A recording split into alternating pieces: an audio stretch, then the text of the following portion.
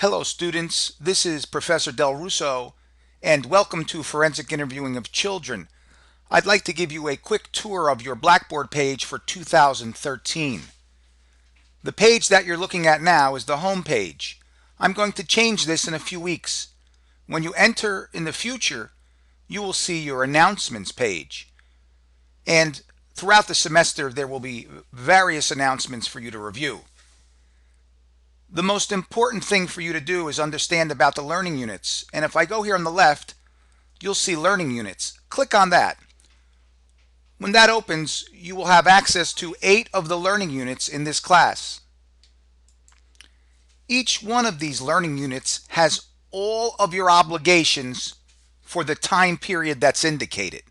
For example, I'm going to scroll up a little bit back to Learning Unit 1. You'll see Learning Unit 1 covers Monday 1/22 through Sunday February 3rd. And I ended at 10 p.m. because typically Blackboard undergoes maintenance, sometimes on Thursdays, I believe. So after 10, you may have a hard time getting anything done. So your assignments are due by 10 p.m.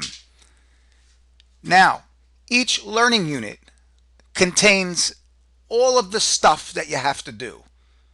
So if you want to know what you have to do during this time period, it's quite simple. Click on the learning unit. And the things that you need to do will be in there. Each learning unit has learning objectives. Review them. Those are the things that I expect that you will acquire at the end of the learning unit. Below that are the listed requirements, what you have to do specifically. You'll see every learning unit has a perspective. You don't need to do anything with the perspective other than view it. It's often only a few minutes that you have to review the perspective, and it gives you a little bit of insight into the kind of concepts that are in the learning unit. Down here you have all of the specific reading assignments. Many of the assignments are supplemented with handouts, or in the computer world, downloadable or viewable PDFs. This one, for example, is How Interviewers Go Astray and Social and Scientific Influences on Suggestibility. Next is the Cyber Cafe. That's listed here because if you click on that link, it'll take you to the discussion boards, which we will review in a moment. And throughout the semester, you will have learning projects. There are 4 of them. And there is a link to Learning Project 1. You'll see at the bottom of the reference to the learning project throughout the semester when it's due. This is due by the end of Learning Unit 2. So to know when this is due, you need to go look at Learning Unit 2 and see when the last day for assignments is indicated. I'm going to go inside Learning Project 1 to see what that learning project is all about. I know some of you have already started this. I click on it, and all the information is in there about what you have to do. When you're done, you have to upload your assignment by clicking on this link here. Each learning project has an upload link. Here you have to interview first or second graders and record their responses on this worksheet. Now, sometimes worksheets will open right in your browser, right in your Internet Explorer or Firefox, and sometimes they'll be downloadable. In this instance, this is a worksheet, so when you click on it, it will download the worksheet as a Word document. I'll click on it. It connects, and you look at the lower left-hand corner here. The worksheet downloaded to my computer.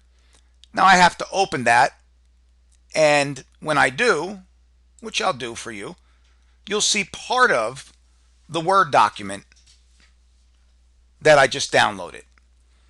Now I'll close that Word application, and I'm back in Learning Project 1. So different browsers and different computers download this to different places. Most typically it's in your download folder on your computer. So I am going to go back to the Learning Units page. I'll click up here, and I'm back where the 8 learning units are. So a shorthand way to think about this course is, and of course your obligations, is to look at each learning unit, see when the time period is for completion of that learning unit. And that gives you the outlines of all of your assignments, when they're due, during that time period. And whatever you need to do is inside each one of these learning units. Let's pop into Learning Unit 4 just to take a quick look at that one. And there you have learning objectives again, requirements. Here's another perspective, which is just an anecdote from me about something I experienced that's relevant to the concepts in Learning Unit 4. And there's Learning Project 2. This learning project is due by the end of Unit 5. So everything you need to do is contained in each individual learning unit. Think of these 8 learning unit hyperlinks here as the doorway to your assignments for that particular time period. It's usually 2 weeks, although there is a 1 week unit right here, Learning Unit 6. Let's head over to the discussion forums. They are among your obligations as well. I'll go to the left here, click on discussion forums, and you have your discussion participation forums 1, 2, 3, 4, and 5. There are 5 of them. They're worth 2 points each throughout the semester. There are other videos that describe the grading system here. In any event, I'm going to click on the Cyber Cafe. I mentioned it before. This is not a gradable discussion forum, but it's one where you can ask me questions. Unless it's a personal question, I want you to post here if you have any issues with the course, or with documents not opening, or when the exam is, anything other than a personal question. Post it here, and hopefully your fellow students have the answer before I even answer it. Now you'll see up here it says unsubscribe. That's because I subscribed to it. I'm going to turn it back. You'll see create thread and subscribe. I want everybody from here on in to click on this subscribe. Now this is the only forum that you'll get emails about. And that's good because when I post, or when your fellow students post, in your email inbox, you'll see a copy of that post and you'll know what's going on. So if somebody says, hey, Professor Del Russo, I hear it's going to snow tomorrow. Is class going to be canceled? I can respond to that in the Cyber Cafe, and every student will have access to my response. I won't have to answer 5 or 6 or 10 individual emails. And sometimes students might post in response to the other student information they have. I hear the roads are going to be closed. Whatever kind of discourse goes on, we will all be able to see it in our inbox and on our email application. And of course, you can come directly here and see the responses as well. The next thing I'd like to show you is the syllabus.